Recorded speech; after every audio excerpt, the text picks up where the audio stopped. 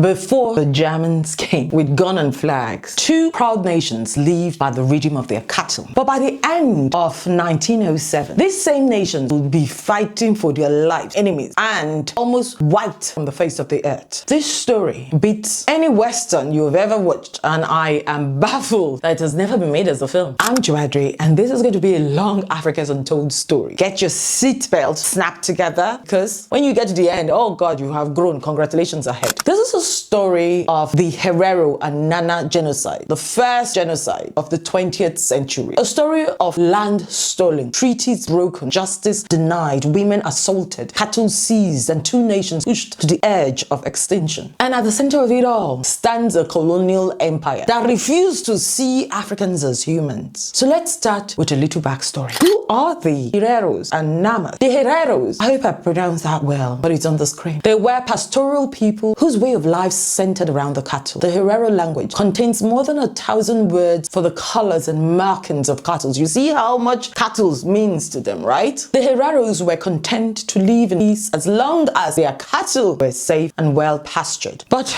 became formidable warriors when their cattle were threatened. The Nana are a Khoikhoi speaking group in the southern part of Namibia, with smaller population in South Africa and in Botswana. Traditionally, they were pastoralists and traders relying on livestock, mainly cattle and sheep, for their livelihood. Now, their society was organized around clans, around lineage, each led by a chief or gaob, with strong emphasis on kinship, social responsibility, and territorial control. They were very organized people. The Namas are historically known for their resistance to encroachment, whether from neighboring groups like the Hereros or later German colonial forces. How did the journey come into all of this? In 1883, Adolf Luderitz, a German merchant, purchased a stretch of coast near Luderitz Bay, Angra Peguena, from the reigning chief. Now, I guess this place had its original name. Please add to this history if you know what the original name is. Drop your comments below, please. The terms of this purchase was fraudulent, but the German government established a protectorate over it. I'm telling you, when you are saying African leaders, some of them are so corrupt. Yes, I agree they're corrupt, but they don't get levels. Have you heard? The terms of this purchase was fraudulent, but the German colonial government legalized it, established a protectorate over it. At that time, it was the only overseas German territory deemed suitable for European settlers. So they wanted to bring their people in, right? Chief of the neighboring Herero, Herero, rose to power by uniting all Hereros. Faced with repeated attacks by the ONC, the clan of the Khoikhoi under Hendrick Witbooi, he signed a protection treaty on the 21st of October, I think 1885, with Imperial German colonial governor Heinrich Ernst Goering. That's the father of Hermann Goering, but did not cede the land to the Hereros. We have to follow this story step by step.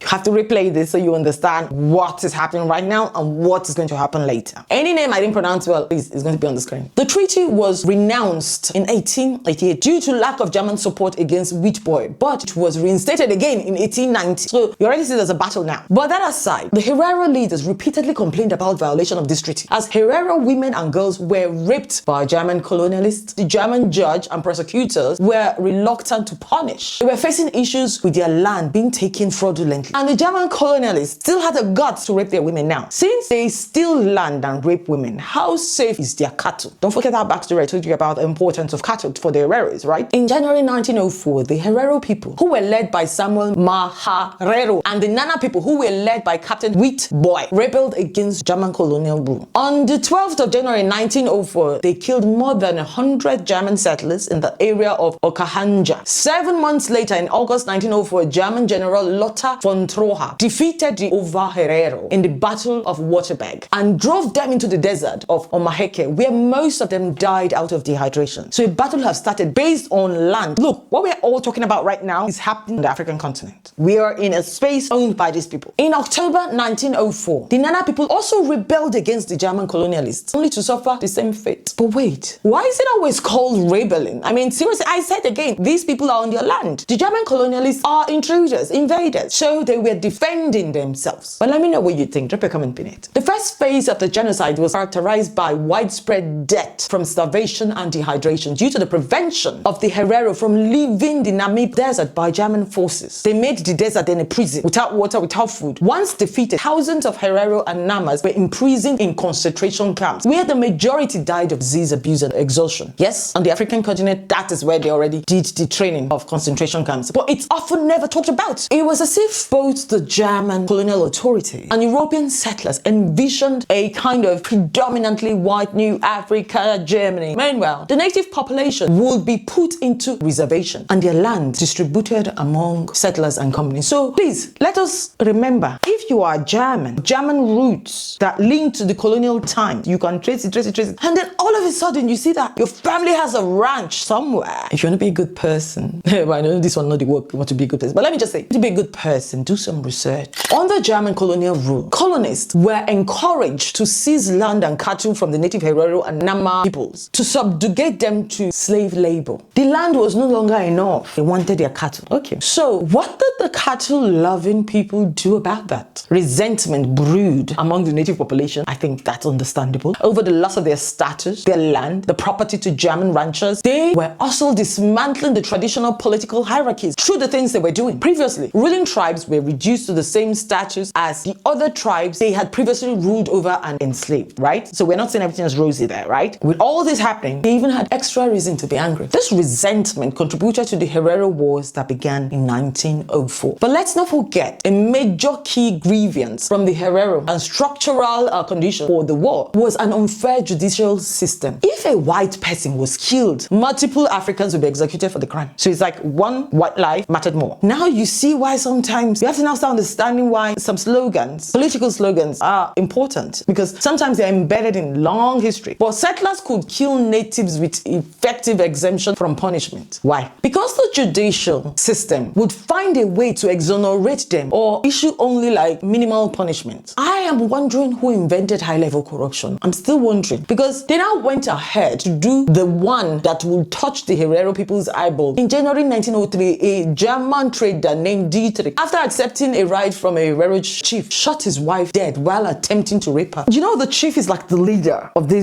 specific group. Was it that these men, these German colonialists, didn't have self-control or what? Was it how they behaved at home? Or did they just send into this colonial ambition where only just the worst sent out to go do that job? I don't understand. Or is this part of their culture? I don't understand. At these times, I'm wondering, like, what is in the minds of these people? To make the whole situation worse, when he was tried for the murder in Witbooi, Hendrick alleged that he awoke thinking the camp was under attack and fired blindly into the darkness. Playing the darkness card again, I can't see colors. The court acquitted him, alleging that Hendrick was suffering from tropical fever and temporary insanity. Okay, when you have done atrocity, then you can't be mad. Anyway, even me, who is sharing this story, I'm already getting so angry. You can't just imagine how the people felt at that time, right? You can't. You know, there is this thing that some scientists say, like, the body, just even on the cellular level and the muscle, they store this kind of trauma and it could be passed from generation to generation. So that's always why healing is so important, especially for people of African descent. Healing is important. Now, let's continue our story. I told you it's going to be long, so make it to the end. You have trained your attention span. Now, the murder arose extraordinary interest in Herero land, especially since the murdered woman was the wife of the son of a chief and the daughter of another. Everywhere people ask, have white people the right to shoot native woman? In 1903, some of the Nama clans rose in revolt under the leadership of Hendrick Witbooi. A number of factors led the Herero to join them in 1904. You know, you have the same enemy now, you could join together. And one of the major issues was about land rights. A new policy on debt collection, enforced in November 1903, also played a role in this uprising. For many years, the Herero population had fallen into the habit of borrowing money from the colonist money lenders at high interest rates. I'm telling you, this is a Western. For a long time, much of this debt were uncollected and accumulated, as most Herero had no means to pay. Because where were they now working? To correct this growing problem, Governor Witbooi decreed that, with good intention though, that all debt not paid within the next year will be void. Which is supposed to be a good thing, right? But these money lenders had something else in mind. In the absence of hard cash, traders often seized cattle or whatever object of value they could get their hands on as collateral. This fostered a feeling of resentment towards the German colonists on the part of the Herero people, which escalated to hopelessness when they saw that German officials were sympathetic to the money lenders who were about to lose what they had owed. Now, the sympathies on the money lenders, this is exactly the same thing that the enslavement traders were compensated after slavery was abolished. That is a story for another time, right? So let's just move on. Racial tension was also part of the whole issue, was also at play here. The German settlers often referred to black Africans as baboons and treated them with contempt. So wait, you can't come to my continent, take my land, take my cattle, take everything, subdue me to forced labor, then you insult me on top of it. Anyway, the German colonists really did everything they could to anger the people. And this is not your land, nor your country. Try that in Germany now. In 1903, the Herero saw an opportunity to revolt, so there was resistance at all corners. At that time, there was a distant Khoisan tribe in the south called the Bandelsvat, who resisted German demands to register their guns. I'm very sure there is another name for this. Trying to pronounce it, it's Bondeltvat, but probably there's another name for it. I don't know. Drop a comment below if you know more about this. So the Bondeltvat engaged in a firefight with the German authorities, which led to 3 Germans being killed, 4 being wounded. So the situation deteriorated for that, and the governor of the Herero colony, they call it now the colony, Major Theodor Leutwein, that was the guy that said every debt is going to be void if it's not paid within a year, right, went south to take personal command, leaving almost no troops in the north. The Herero revolted in early 1904, killing between 120 and 150 German settlers, as well as 7 Boers and 3 women. I think that's what Niels Oyman calls a desperate surprise attack. The timing of the attack was heavily planned. After successfully asking the large Herero clan to surrender their weapon, Governor Leutwein was convinced that they and the rest of the native population were essentially pacified, and so withdrew half of the German troops stationed in the colony. He was new to the game, you know, he was the one that was saying, like, if you have not paid your debt for a year, let it be free. I think he's a newcomer, he didn't know the tension that was happening there before. Led by Chief Samuel Herero, the Herero surrounded Okanhanja and cut railroads and telegraph linked to Witbooi, the colonial capital. Herero then issued a manifesto in which he forbade his troops to kill any Englishmen, Boer, uninvolved peoples, women and children in general, or German missionaries. This is rather interesting and, dare I say, kind. We've gotten so carried away with the war and genocide that we've not even mentioned the artifacts taken by these Germans. A brutal attack was launched on Hoornkrans, Namibia, on the 12th of April 1893 by German colonial Schutztruppe, that's the soldiers. They indiscriminately killed 10 men and 75 women and children, raided and looted the belongings of the inhabitants of this area, and burned the settlement to the ground along with the bodies still inside. During this attack, the whip and Bible belonging to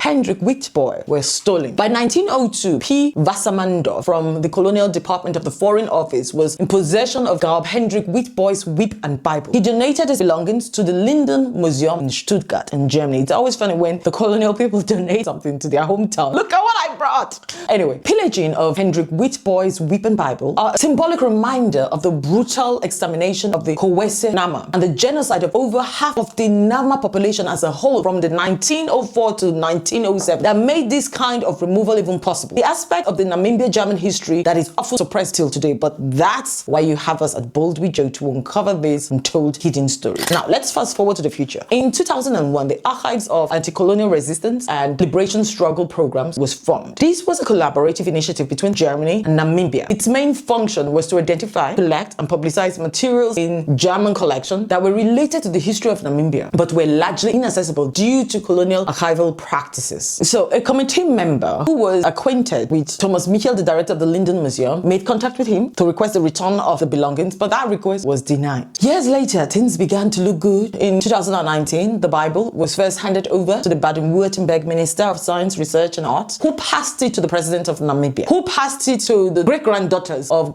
Hendrick Witbooi, who passed it to the National Ministry of Education, Art and Culture, who passed it to the Chief Curator, Mubusisi, who placed it back in the glass box. The whip was handed over in the same similar fashion. Pass down, pass. Oh God, this is a particular sad story. See how many people had to die? When you look at this history closely, it becomes painfully clear. Entire nations were nearly erased, their land taken, their cattle envied, their lives were considered disposable. Yet, what German colonizers tried to destroy, the Herero and Nama held together through memory, resistance, and the fight for their ancestors' dignity. Today, the whip and the Bible returned home, but thousands of lives never did. Tell us, what part of this history shook you the most? And I have said it, this film should be made 100 times from different angles, retold and retold. This is like a Western. I'm Joadri, and here we uncover Africa's untold stories.